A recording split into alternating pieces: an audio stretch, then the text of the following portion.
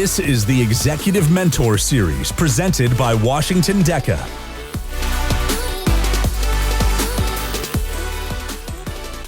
Members and advisors, our guest today is Delena Coby, former Executive Vice President of Human Resources for Nordstrom.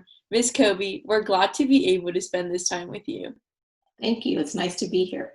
I'm so glad I got the opportunity to interview you today, and I'm excited to get answers from you and just hear about your personal life. So let's start by talking about your personal journey.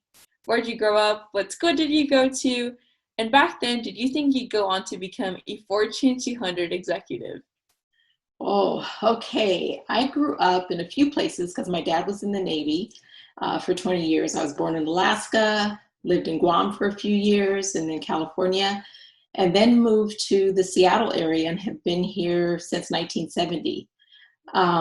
I went to Lindbergh High School, and I went to Green River Community College, and at that time I was studying to be a special education teacher and decided I wanted to start to work for Nordstrom and help pay my way through school.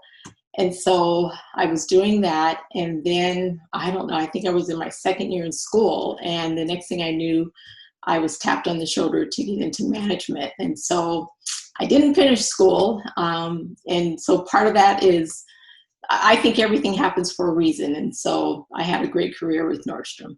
No, that is definitely my motto. I've definitely used that throughout my state officer career. And I'm so glad that you took on this incredible opportunity and were able to go up the ladder and at some point become the Fortune 200 executive. I think that's such an incredible thing to accomplish. Moving on to the next question. You started your nearly 3-decade career at Nordstrom as a salesperson before climbing the ladder as a store and department manager. Which store did you work at, and what do you remember most about these early days? Okay, my very first store was Tacoma Mall, and I was in the handbag department. No, hosiery. I was selling hosiery, and then I was managing hosiery, and then from there my career just kind of took off. And what do I remember about the early days? It's interesting. The same thing I remember about all throughout my career are the Nordstrom family. They were always present. They were always in the stores. They knew everybody's name. And then we were a much smaller company, but they always made it feel like it was a family company. And so I just remember it was a great place to work. People were really nice. Customer service was always our top focus. And I will always have great memories of my 34 years there. I was doing some research yesterday, and I found that Nordstrom's goal was their customers, making their customers feel good about themselves. And I just love that you had such an incredible experience working with them for, I believe you said 34 years. So I find that so inspiring. Moving on to the next question. Everyone knows Nordstrom, especially here in Washington. How would you describe the company culture, and what do you think are some of the key elements that have led it to becoming the iconic and recognizable brand that it is today? I think the first thing is the commitment to the customer. So every aspect of taking care of the customer, whether it's now online or in our stores or, a personal shopping experience, the commitment to the customer is the number one thing. And you will always hear focus on the customer, one customer at a time. And I remember even as a store manager, I would walk the floor, and if you see a customer, it doesn't matter if you're in your department, if you're somewhere else and a customer's not being helped, focus and take care of the customer. So that is something that has remained, and take care of their people. They are an amazing company that also believe in making sure their employees are being taken care of, that that they're happy and that they are learning and are proud to be a Nordstrom employee. Having that culture of, kind of being at home. So that just inspires me, and I hope that, every other company can be like that and have their customers as their focus. But thank you so much for answering that. So after years in management, you worked your way up to become the Executive Vice President of Diversity Affairs and then Executive Vice President of Human Resources. overseeing everything from leadership development to employee training and recruitment. What was it like for you to ascend to those roles, especially as the company's top Black executive? Oh, I have to tell you a quick story when I think about that. When I first started with the company, at that time, we used to go through, 2 or 3 days worth of training on how to use the registers and things like that. And at that time, they had pictures on the walls of the executives in the training room. I remember looking at those pictures and saying, there wasn't anybody that looked like me up there. And so I didn't know how I was going to get there, but my goal was to be the first African-American female vice president. Fast forward, and it was 1996 that I became a vice president, and I achieved that goal. So I always think of that day, just sitting in there looking at those pictures thinking, okay, I know some of these people and they worked really hard, but I don't necessarily want my picture on the wall, but I want to be the first. And so what was it like to ascend to that? Kind of surreal. I'll never forget that day when Pete Nordstrom was my boss at the time, and he, said, I want to talk to you, and he shut the door. And I was like, oh, shoot, he shut the door. We have an open door policy. Why is he shutting the door? And he said, I'd like to make you an officer of the company. And I didn't cry. I was like, serious? And so I was just super happy. And the first person I called was my dad, and then my mom. So hope that answers your question. But when you say what was it like to ascend to that, I think from day one, I set that as a goal. And then what I learned on that journey was that you never get somewhere by yourself. And so my goal was to find people who could help me and mentor me along the way. And just help me learn the business, not even the business part so much, obviously that's important, but how to manage people, how to be a good leader. So I always tried to make sure that I connected with people in every job that I had that were good at that and that would take the time to teach me. And so I just used all those skills throughout my career. I love that you found those resources and were able to, keep that passion within yourself to, reach your goals and become a VP. I think that's so incredible. As a member of the executive team, you helped lead Nordstrom to being named as one of the 100 best companies to work for in America by Fortune magazine. For many years, what did you love most about your job? People. To this day, I still miss a lot of the people, and the work environment and the camaraderie and the idea that everything we do is focused on the customer, and then internally, to take care of our employees. I mean, people think, oh, are they really that good, and are they really all about the people and the customer? And it really is.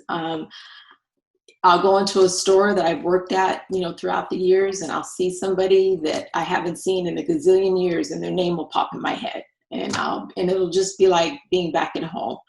So the people, the commitment to excellence, the commitment to being relevant, staying relevant as a business, and to make sure that your employees are happy, and everybody there works really hard, but you have to love what you do. And so when you're surrounded with people that you like, it makes it easy to love what you do. No, I definitely agree. And like I said earlier, it seems like Nordstrom is just like one big family. And Nordstrom is their home, and I feel like that is super important in today's world. I know you mentioned you're now retired. So what are some qualities that you used to look for in a job applicant who may have been early in their career? Okay. The first thing I looked for in a job applicant is to whether or not they were on time. And if they weren't on time, I would give them the opportunity to tell me, like if it was a car accident or whatnot. But, little things like that car accidents, things like that that you can't help are fine, but be on time. I looked for people who may not necessarily know exactly where it is they want to be in the company, but they know that they want to work for the company, and I want them to be able to tell me why. What is it that brought them, to want to work for Nordstrom? I ask a question all the time, out of the blue, what do they do to have fun? I want to know what is it that that person is about and what makes them smile. We go into the usual, tell me about your work history, and how you enjoyed this. I ask them to tell me about, their best experience and their worst experience. And to also talk about what they would ultimately like, where they would like to see themselves ultimately. But I try to make interviews, fun, because people are nervous. When people come in for interviews, you go to shake their hand might be sweaty. And, I try to get people to, we're just going to have a conversation. I try not to have a desk in front of us, and sometimes we'll sit, on a round table, but let's just talk. Let's just have a conversation. So I think did that answer your question? No, yes, totally. And I think that's so incredible that you kind of want to establish kind of like this sense of like, hey, like this is okay. We're having a conversation, not necessarily like a super formal interview. And I think that's just super incredible that you're looking for like the specific qualities.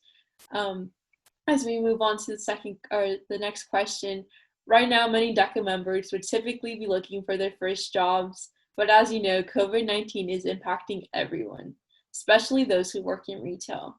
What advice can you give to our members as they navigate this time of uncertainty? Take deep breaths daily. I'm not joking, like literally daily. None of us can remember anything like this. And so people are anxious, somewhat stressed. Millions of people are out of a job. And so my first thought would be just know that this too shall pass. I don't know when, but to not beat yourself up. If you're going on job interviews, so are a whole bunch of other people. And to not beat yourself up or to not start to feel bad about yourself if you're getting, we're going to go with somebody else or whatnot. You're in the place of a lot of people.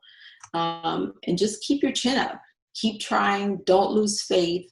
I'm a person that is, I believe, faith drives me. And you just have to continue to have faith. You have to have faith in your abilities. And just whatever people can do to get through this period of time, which we don't know how long it's going to be, whether that's exercising every day, trying to stay healthy, keeping your mind alert, staying on top of what's happening in the business that you're looking to get into, stay relevant, and just keep your chin up. There's certain things we can't do anything about, but you can do things about you, how you let change affect you. Oh, I definitely agree. We should all, maintain that positive attitude and just, go forward. And like we said earlier, everything happens for a reason. So we definitely need to keep our faith up.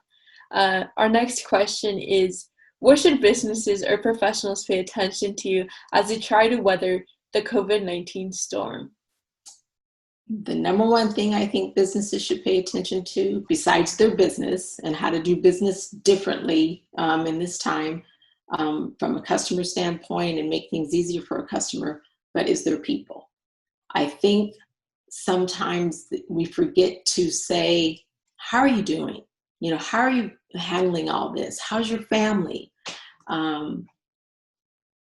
Get to know your people and make sure that they are okay, whatever that means these days. But it can't all be about, did you get this report done? And, did you get this shipment out? It's got to be about the people, because everybody is dealing with this differently. And sometimes just letting people know that you care and that you're concerned and just how are you goes a long ways. No, yeah, I definitely agree. And I love your passion for, valuing your people and, just wanting to care for them. I think that is super incredible, especially right now through all of this, as we adjust to the new normal. Our next question is, with more than 12,000 members, Washington DECA is proud to be the state's premier leadership development organization for high school students. Drawing on your experience as a diversity affairs expert, what can we do as student leaders to ensure that our focus on diversity, equality, and inclusion leads to actual and meaningful change? Ooh, that's a great question. I think the first thing that will come to mind is keep the conversation going and listen to people. There's a lot of tension right now, whether it's things that are happening, COVID is one thing, whether it's the unrest that's happening and whether it's the violence. Stay in tune to people and listen to people, and don't feel, well, first of all, you're not going to necessarily change people. That doesn't mean don't share your point of view, but you also have to listen to other people's point of view. We're all different. We all handle things differently. But as far as making sure that diversity and that we're inclusive, just have to talk to people and actually recognize, like I said, sometimes I repeat myself, I'm sorry, but recognize that people are different. But at the core, everybody wants the same things. People want to be happy. People want to be respected. People want to be safe. When you see something, say something. I think sometimes if someone says something that is a bad joke or, can come across not right or even racist, a lot of times people don't say anything. Mm-hmm. I'm not that person. I'm going to always say something. And I think you have to challenge yourselves to, when you see something that's not right, say something. And it can be done in a manner that doesn't embarrass someone. You pull them aside and just say, you know what, that comment you made was uncomfortable for me, or may have been uncomfortable for somebody else. I think we have to hold people's feet to the fire, especially during now. And like I said earlier, you're not here to change people, but you're here to educate them. And sometimes people just don't know what they don't know. That's a long answer to your question, but hopefully it made sense. It's all good. I definitely agree that, we should take everyone's opinions and voices, and we should just listen to them and try to find, the best, not necessarily answer, but, the best path to, make everyone feel comfortable and at home. I feel like that's definitely a core of Nordstrom, and I feel like it's definitely a core of us as Washington DECA. So thank you so much for answering that. On a personal note, what do you look up to these days? What inspires you? What do I look up to? I look up to waking up each day. I told you that my faith is strong, and literally I wake up and I thank the Lord for waking me up today and for taking care of me, my family, that we're healthy. What inspires me is,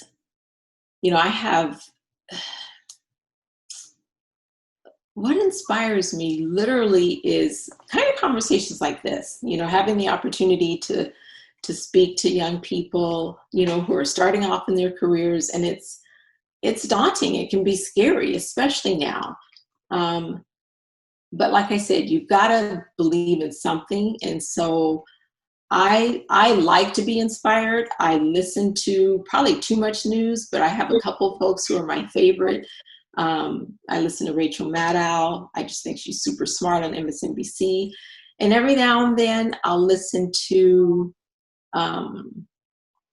something funny. I'll listen to Trevor Noah, or just things that could lighten, the load. My parents inspire me. My husband inspires me. My kids inspire me, because it could be easy to just lay in bed all day and just say, I can't handle anything. But you got to keep moving.